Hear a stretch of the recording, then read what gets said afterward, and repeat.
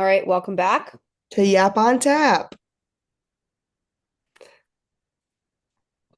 We don't really have plans for this We one. don't need to plan this one, yeah.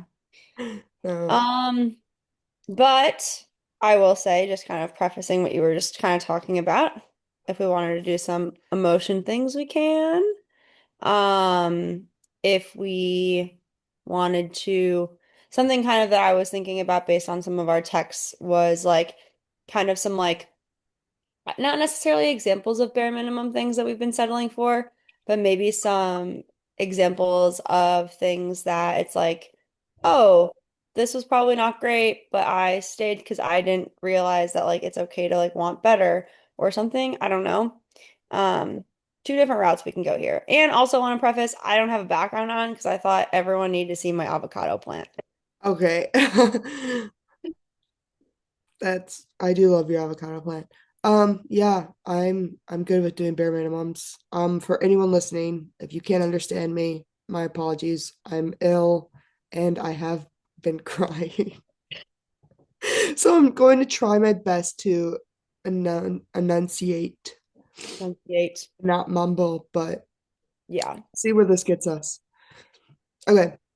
Do you want to give a background on that or not really? Um, Or do you want me to give like a summary? yeah, you can give a summary. Okay, so For a lot of the work that we do, I'm saying work in general, not just like a financial thing, but just like showing up online and stuff like that is for the main focus being mental health. And Paige has a small business that she had a brick and mortar for in our hometown, and she had regulars that came in. And she found out today that one of her regulars passed away. And it's just a really unique situation with anything in life when it's like, you are maybe you would see someone again or maybe you wouldn't, but you hadn't seen them in a while. And so you find out something happens to them. It's just really, really heart-wrenching because there's nothing you can do. And it's like really confusing on like how are you supposed to feel or we're not supposed to feel in any type of way. We're just humans experiencing life, but life is very fragile as we know it. And so it's definitely like Paige called me and I was like, I also didn't really know what to say. And I was like, the only thing I can say is like comfort you and yeah, let you know that like it's okay to be so sad about it and it's okay to, just like take it however you're taking it. Um, and I think that's something that you and I like definitely like do align on is like we are very, very intense people and like we care so, so, so much. And I think that that makes it really difficult when like for your store, for example, like you had hundreds of thousands of like in total people come through that door. yeah, But that doesn't mitigate how much you felt for every single one of those people, especially a regular. yeah, So, yeah. Um, I think with like the news I got, it just made me realize how like I know I care about people deeply, but like how much I care and like how attentive mhm. I was. Attentive. Yeah, attentive I was to the people like coming into my store, and it wasn't just about making a purchase. It wasn't just a transaction to me. It was an entire community that I had built. And since moving out to Arizona, I've had to step away from my business in certain aspects, more so recently. But I'm trying to get back into that and then build that community back up here in Arizona. And I think since I haven't had that and then getting that um, news, it was just is a lot to feel and process and not know what to do, Yeah. um especially because I only knew her. I didn't know her family, and so it's like I want to help in some way, or acknowledge that like I do see their loss, even from states away, and like it does affect me, and that's just like really hard and emotional. And I think when you form a community, like you want to be there for the community as much as the community is there for you, but sometimes you just don't know how to respond. And that's where I'm currently at with like the fresh news. Hmm. And also just like missing the storefront overall. Yeah. It's just a lot of emotions, but we told you we were gonna like keep it raw on the podcast, and so I was like, I'm not canceling because we need Yeah. like you keep going. Um, Hmm. yeah, it's definitely sad, and Well, I think that's something that like is, I would say, like a misconception with like a lot of entrepreneurs and a lot of like creators online is that people think, and I thought this like prior to becoming a creator and like making a lot of content was like, oh, like you're doing content because you're so confident and like you have this like you have this storefront because your mental health is so good. yeah. No. Yeah. And I think that's, yeah, honestly, yeah, because I literally like after that it made me realize like I need to talk about some certain things like with the president of our business. And I then realized he was like, without getting into any like a lot of detail, I acknowledged kind of how sad I have been recently over the past couple of months. And his response that goes literally hand in hand with what you just said, like, oh, you have like the mental health business, so like you pride yourself on all this mental health stuff, so like you're doing well. And so when I told him, I was like, long story short, yo, I'm sad. um, Hmm. and he was like, you're known as the happiest person here. I'm like, isn't that crazy? Like, it's just insane how you never know what actually someone's going through, whether it be them sharing content every day or you see them every day. I've seen Hmm. these people every single day for the past year and a half, except for weekends, and even still on some weekends. Yeah. And for the past like 4 months, they wouldn't have known because I didn't let them know. Hmm. And I let that wall kind of crash down after I found out this news because I, one, was vulnerable, but two, like it felt comfortable being vulnerable after Hmm. finding out, like, okay, if I don't need to put on that much of a mask anymore, then I don't, that could save me some energy. Hmm. And I could still be known as the happiest girl, but like it doesn't have to feel like I have to be. Hmm. I think I was kind of putting that on myself because so many people and like even customers have told me, they're like, you're the happiest person like when I come in here and you're always like so like giddy and like so helpful and all this stuff. And then I like reflect on myself and I'm like, I love that you think that because what the hell? Hmm. What? Um, but I don't know. It just seemed like a very vulnerable thing to happen and then made me realize a lot of things in that one moment.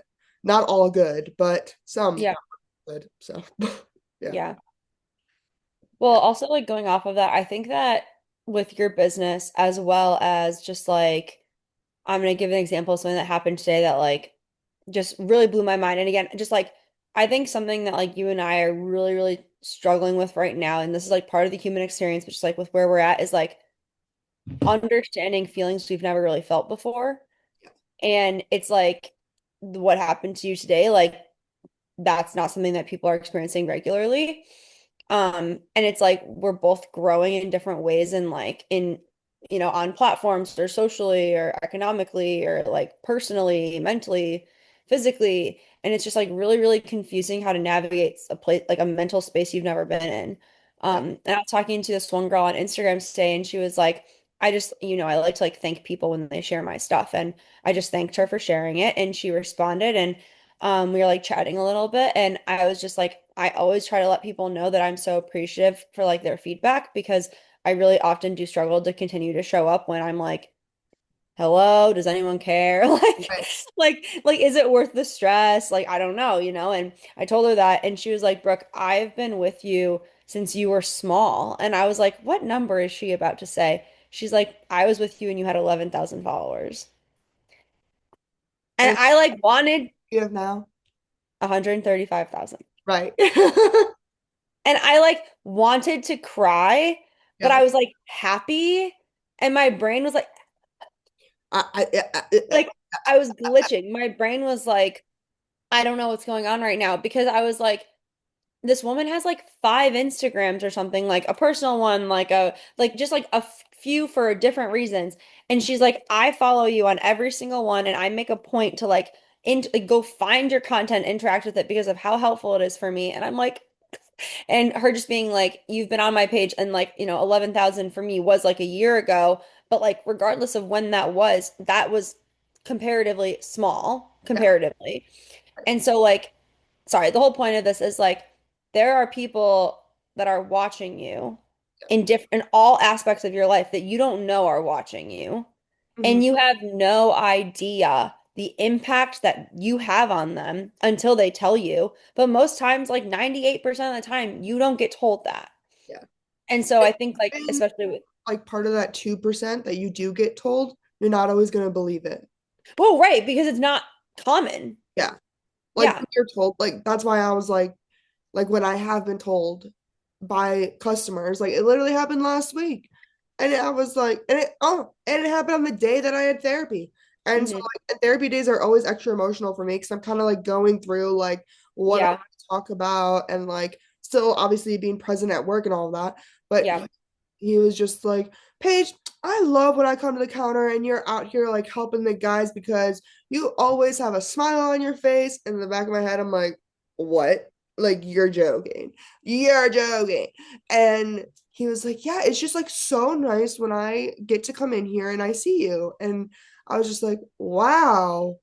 And in the back of my head, I'm like, I don't believe you for 1 second. But obviously to him, I was like, that Hmm. is so good to hear. Like, I love that you think that. But like, one, I wouldn't have known if he didn't tell me, Hmm. obviously.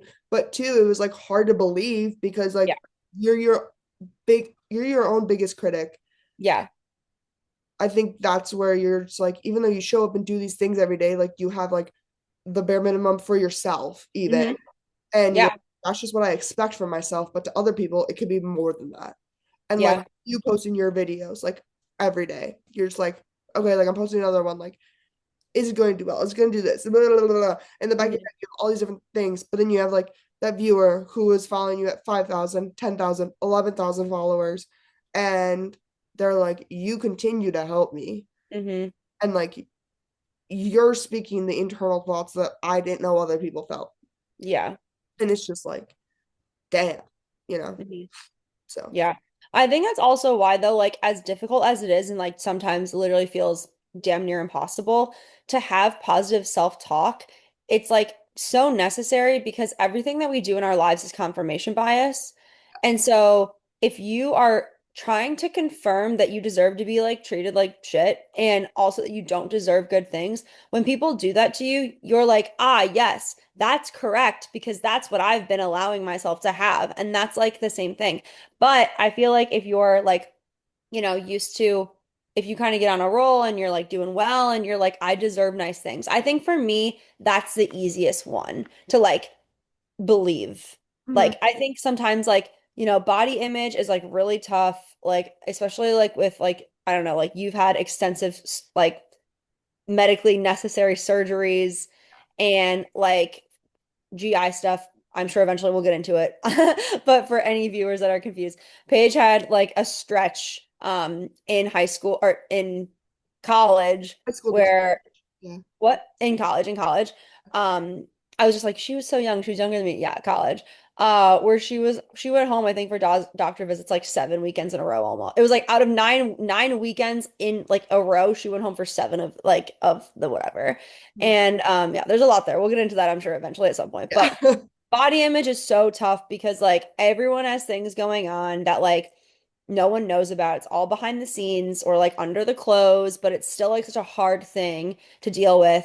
Um, and so it's really hard sometimes to like I understand why it's really difficult for you have like this like idea of what beauty is in society, and sometimes it's really, really hard to convince yourself that like you it even just seems sad to say this out loud, but like that you are beautiful when you have this comparator.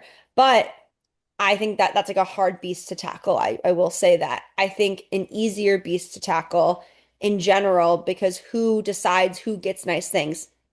No one's really in society like saying that.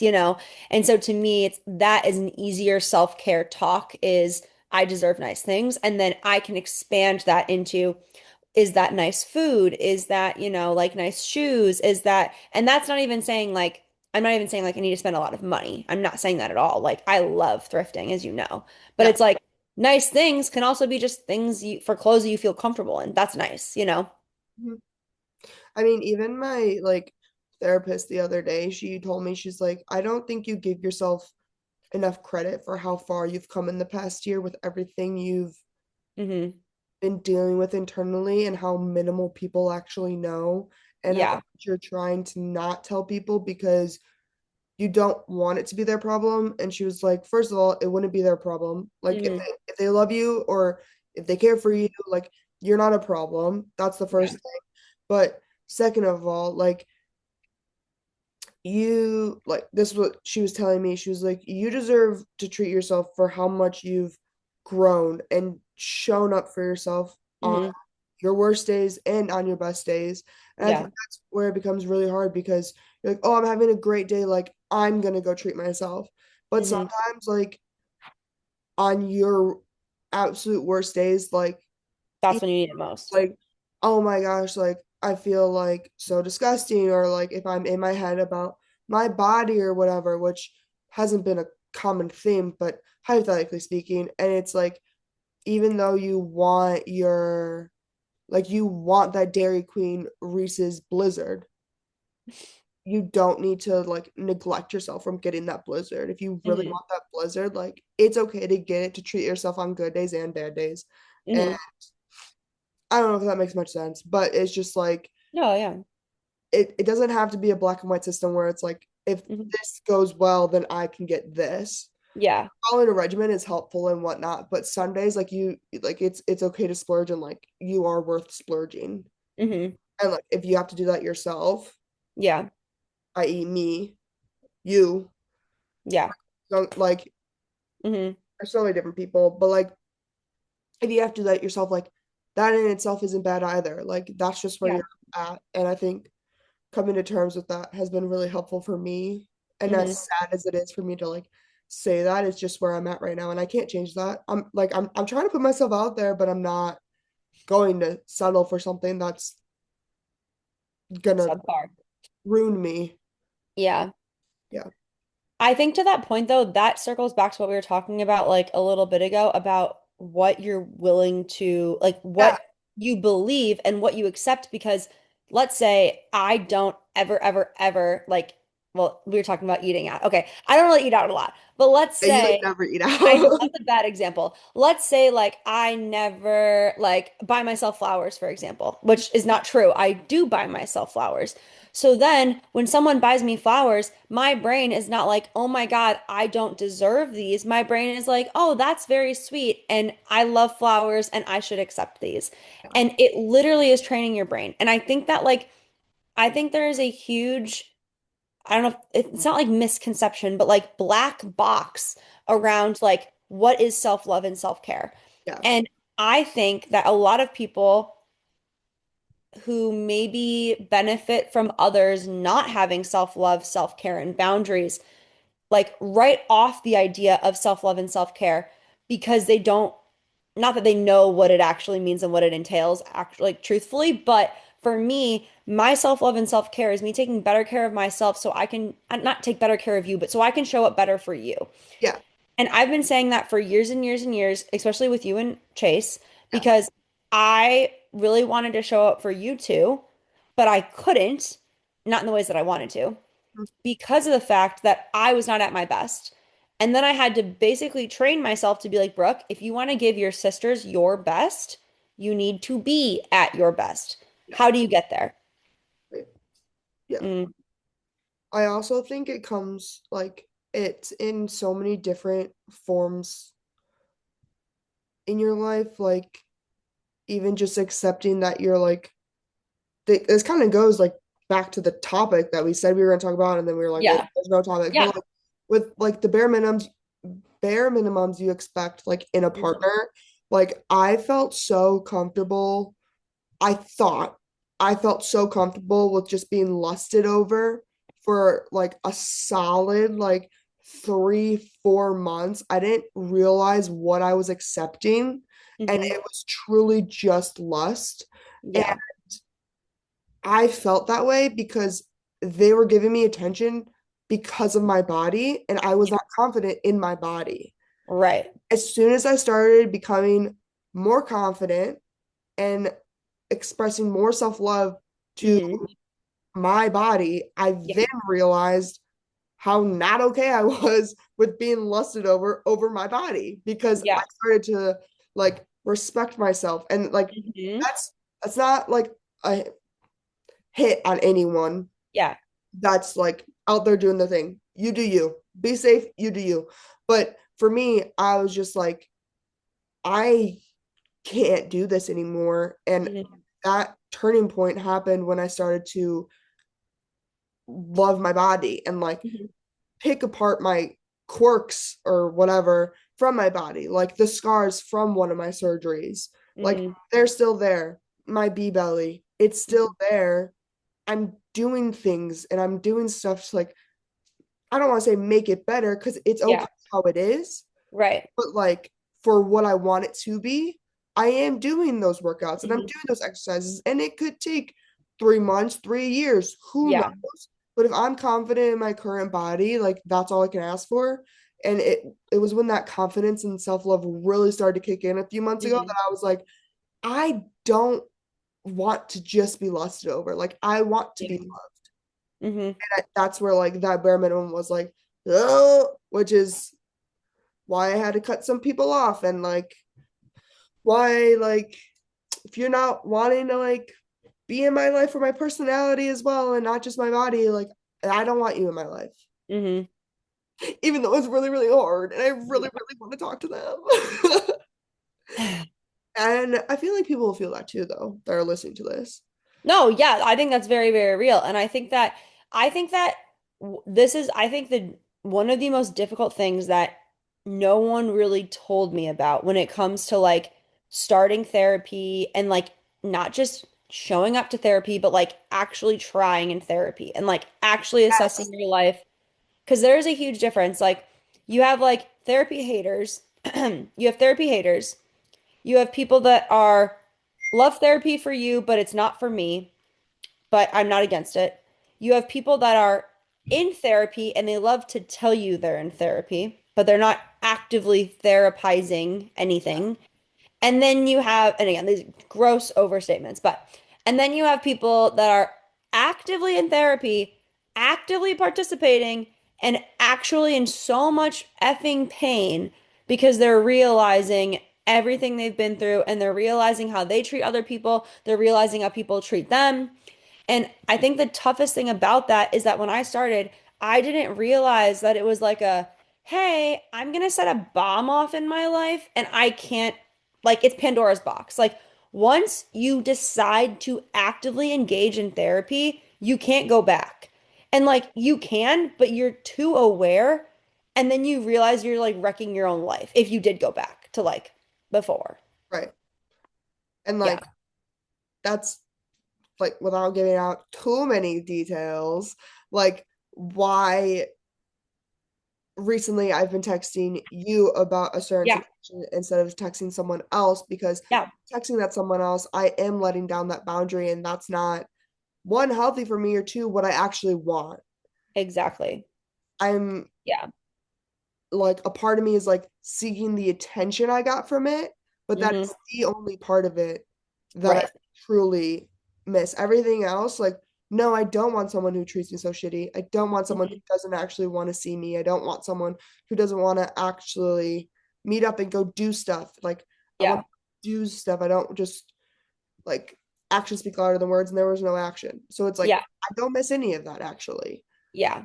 And like that's just when you start reflecting on that and realizing that you've put in this work into yourself. Why are you going to let someone else just be like, eh? You're like, no, no, Right. no, no, Yeah. no, I don't like that. Yeah. So, I don't know where I saw this, but it was a video online. But basically this guy was like talking, it was like very like heteronormative, but in general, talking about like partners. And it mhm, was just like a lot of men, and again, this is like the oversimplification summary of something that I saw online. But this guy was like, a lot of men are really unhappy that a lot of women are breaking up with them. And it's like, what is the standard for a man dating a woman? And it was like young women, so like are, in their mid to early whatever, 20s or whatever, like anyone dating, okay? But women that have worked on themselves, okay? What is the comparator here? Like, who is a man fighting against, like when he's trying to date a woman? Is it other men? And the guy's like, it's not other men. Oh, You are literally fighting against her peacefulness. mhm. If you bring her more pain or like more stress than her on her own, you're gone. Yeah. And it's just like, it's so simple, but I think a lot of people, like in any relationship, like regardless of who your partner is or anything, partnerships are not supposed to be difficult. Like when we're growing up, and it's like, growing up, like I love group projects because I, at some point, there were times where I loved them, times when I didn't. But in general, the idea is that it is group work. It is supposed to be easier. Yeah. Now, is that what actually happens? No. But that's like super symbolic of a relationship. A relationship is a two-way street. And people often are just like, they don't do that. And then they're like my person broke up with me. Okay, well, you were stressing them out like Yeah. a lot. Yeah. You're not Like, adding anything and you're yeah, actually no taking value add. away from their peace. Yeah. I was talking with someone and they really I was like I used the term value add and they were like, "Yeah, I'm just gonna be honest with you, like that's so business, bro. Like I didn't like that." And I was like, "I'm so sorry. I'm so sorry. This is not transactional. I'm so sorry." I was trying to tell them that they're a great person. But but to me, it was like they have value that they are adding to my life. And so I said value add and they were like, please. And I was like, I'm sorry, that's my bad. But yeah, it's kind of funny. Um, Hey, but they let you know. So now you're not going to do yeah, that. no, that was very healthy. That's Yeah, very good. healthy. Healthy Good. communication. Yeah. Yeah. But yeah, I think that in general, when people are looking at relationships and like with women that have and men and women, but I can only speak to women, women that have worked on themselves, like this is where like I think that there's a lot of terms that we hear on the internet and like here in our social lives where where we have certain connotations associated. And I've realized recently that these connotations are typically negative. However, I'll give an example, but the situation is true for both negative and positive. So one of the words is normalize. And so when you think of normalize, what do you think about? Like what are we talking about? Like just in general, Yeah, like like a standard comfort zone that like yeah. boundary you feel safe in. Like you're like, this is normal, this is good, this is healthy. What about normalize? Like if someone like normalizes a behavior. Oh, like they make it be comfortable. Like they grow accustomed to it Yeah, being okay or being fine when in reality it was not fine, so it shouldn't exactly. still be fine. Correct. Yeah. So that's negative, right? Like that's a negative connotation. Yeah, I would The say thing like if you're normalizing this, that that's not normally used in Yeah, positive. exactly. I don't know Like, what I'm looking for, but like a positive reaction. Like if you yeah. normalize something that's basically saying you took a bad effort and you're like, yeah, it's Mhm. fine. Yeah. Like it's forgiven. It Yeah. Right. So with that, like that's accurate, but also like the opposite of that is also true, which is good behavior. I can normalize good behavior for myself. So like yeah, I can, like something I've been normalizing for myself is like reading before bed and like winding down time. And again, it's like that's not something I used to do. So I'm normalizing it for myself and essentially like taking good care of myself. And the reason why that's relevant, and to me, that's like, I don't know, making sure like I change my pillowcases when I need to or want to, or change my sheets or wash my towels or whatever, right? mhm, So the reason why that's relevant is because I will, eventually have a partner if they are disinterested in, you know, changing sheets or washing towels or like doing things that like I have normalized as good behaviors for myself, that's going to be a problem for me. Yeah. But the only way to be so stuck in a good, like, I would argue it's good to be stuck in taking good care of yourself. Yeah. The reason why it's going to be difficult and I'm going to be able to sit strongly in these, I don't want to call them boundaries, but like expectations, is because I've been practicing it for years, hopefully. Mhm. Yeah. Is Right. this like we have 9 minutes left, like in total, not just the recording, but just in total? In total. Okay, that's Yeah. Yeah. I've like I completely understand that. And like it goes both ways, right? Like you can acknowledge something you're doing is wrong and not normalize it as well. fine. Like I Yeah. am hanging out with a friend tomorrow and I told him like we can't do like we're working on a business thing, okay? We Hmm. can't do this business thing at my house because it looks like a depressive bomb went off and I'm not comfortable making that a standard. Whether you're Hmm. like, "No, it's fine, I don't care." Hmm. That should not be my standard. That's not the standard I want to hold for myself. I Hmm. don't want to normalize it looking like that. Have I Yeah. been working on it? Yes, but it's still not where I want it to be. So I don't Hmm. want to normalize that for myself. Hmm. And because of that, we're going to go to a cafe.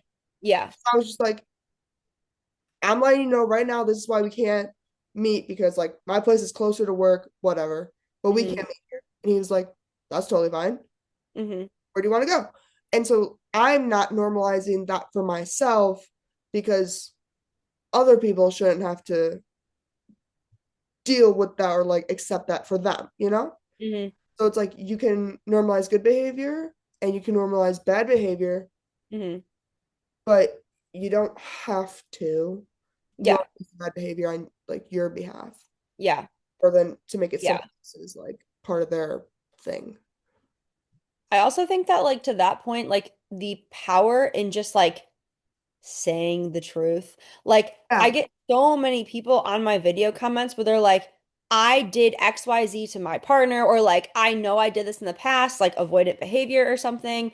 Like, what do I do now? I'm so stuck. And I'm like, believe it or not, you're not as stuck as you think because you just told me. yeah. Like, you acknowledging it, I would say is more than half the battle. Mhm. And I think a lot of people think, like, I think a lot of people sit in the denial phase. Okay. But there's, I think, so much power in admitting the truth. Yeah, and like And the once you acceptance admit thing. it, like, I'm not going to say like once you admit it, solutions fall in your lap, but I mean, it's not that far off, I feel like. Like, once you admit something to be true in your life, Yeah, I do feel like you are literally turning the page and then you find out new things to how to deal with it. yeah, yeah. I I mean, mean, that's like, you go. oh, I think that's like the same thing. It's like I could walk outside every single day while it's raining and just pretend it's not raining and just get wet, get wet, get wet, get wet. But the day I decide to acknowledge that it's raining, I will bring an umbrella. Right, But until then, I will keep walking outside and being like mad. right. Like, oh, it's still raining. And Yeah. that's kind of like the switch up kind of like I was working on it, but it didn't really hit for like my house area, Hmm. like cleanup task, whatever. Like it Hmm. felt like such this big, like dooming thing. And Hmm. the last time you visited, you're like, there are influencers or just like people in general, but mainly Yeah. influencers, 'cause they're the ones sharing their lives Yeah. that show you actually like a one-off video how lived in Yeah. their houses because guess what? We live in them. Yeah. That was kind of a very big turning point for me. I even brought it up in therapy where I was just like, Hmm. I live with depression and I live in my house. If my house shows signs of this depression that I deal with literally every day that I am trying to get better at, but it is Hmm. something I'm dealing with in the very dark depths of right now, that is okay. Hmm. It's not gross stuff. And even if it was, then I could like ask for help. Like, Yeah. not that. It's just I have things. I have a lot of things. Do a But lot of like things. I'm maintaining my hygiene. I'm maintaining, You're eating. yes, like I have certain things that I am doing to be like comfortable with myself. Yeah. And if that means that I just kind of have stuff everywhere for the time being, Hmm. because I live here, Yeah. it's okay. Yeah. And like Well, oh, sorry. I that's just like kind of where that turning point of, like you said, like once you acknowledge it, you're already further than you think. So like Yeah. me acknowledging that this is what it is, that same night, I'm sorry, I ended up doing, you talk. No, this is, I'm just gonna let you, I ended up doing like all my dishes and like 2 loads of laundry because I was like, oh, it's not that scary. yeah. Now, is my Christmas tree still up? Yeah, whatever. Mine too. I'm looking at it. It's on my Whatever. to-do list for this week. Same, except it's Yeah. been on my to-do list for the past few weeks. But whatever. Yeah. It's I cute. don't think this is like something that we can get in this podcast, but kind of like I guess like a little like sprinkle of like in the future. But like this is 100% related to the fact that like we grew up in a household that, to quote the YouTube video, there can be no signs of living in this house. Yes. And that to me is incredibly difficult when like I'm looking at like, my family room right now and it's like, oh, the coat I wore today when I got home from lab, oh, my slippers, my lunchbox. And it's like, yeah, like I wouldn't consider my house dirty, like in general, Right. but compared to the standards that we grew up in, my house is filthy and like disgusting. Yeah. And that And like makes you like distraught or like it it makes does make you distraught because it's like, who am I trying to please right now? Because I'm fine. Like, I don't care that my Christmas tree is still up. like honestly, I don't. Like if it doesn't I get like it down, up. guess what? It's not hurting anybody. Right. It's cute to look at, and I Yeah. plug it in to read at night. Yeah. It's good lighting. Yeah. But growing up in like we'll have to like coin the phrase, but like a no-see-um counter, like Yes. maybe that's the opposite, but like a counter that the only purpose of the counter is to exist as a counter and nothing is allowed on it. Like a no touch, I mean, a no contact counter, maybe. yeah, that's possible. I set a cup down this past weekend. We went home for like 36 hours. I set a cup of ice water down and I knew I was going to come back to it in like 15 minutes. It I was set gone. it down, walked 2 steps away and was like, I can't do that. It's on the counter. It's the only thing on the Mhm. counter. I grabbed it and took it with me. Yep. I don't know where I went, but it did Yeah. not need that glass of water with me. But because Yeah. I didn't want to set it down. And then I look like here, and guess what? Both my cups from work are just on my counter because it's being Mhm. used as a counter. And I'm Yeah. gonna wash them and put them on the dryer to then use tomorrow. Right. It's like that's okay. But in my Yeah. head, I'm just like, sirens, sirens, Mhm. sirens, like wrong. Yeah. No, I think there's a lot more that we can get into about a no contact counter. Oh, And 100%. like just like everything that's like Just like related to everything that that. stems to it, through it too. Yeah, yeah, yeah. Yeah, Yeah. no, there is. In our final 62 seconds, um, one good thing or like a reason to live. Mhm. Um, Oh, I told you this already, but Yes. I signed up for this like online content creation class literally like 7 months ago, but it has been a really, really hard last 7 months. And I've been making my way through it, but I presented today and my instructor was like the woman who like owns everything. Like I was not expecting her to be on the call today because she owns everything. I thought it was gonna be like one of her people, but she said that I did like such a good job and she was so impressed. And she's like, I'm like so excited for where you're gonna go. And I'm like, why have I been dreading this for so long? Like this went so well. Yeah. So I'm so proud of you. I'm so proud of you. My thing, I need to make it quick. I get to see my best friend for the first time in 3 years this weekend, and my sisters are gonna be there with me. Yay! birthday weekend, birthday So, weekend. birthday weekend to celebrate, and I get to see my Yeah. bestie. So Woohoo! excited. Yeah, Very exciting. many memories and so much camera film to go through. Yeah.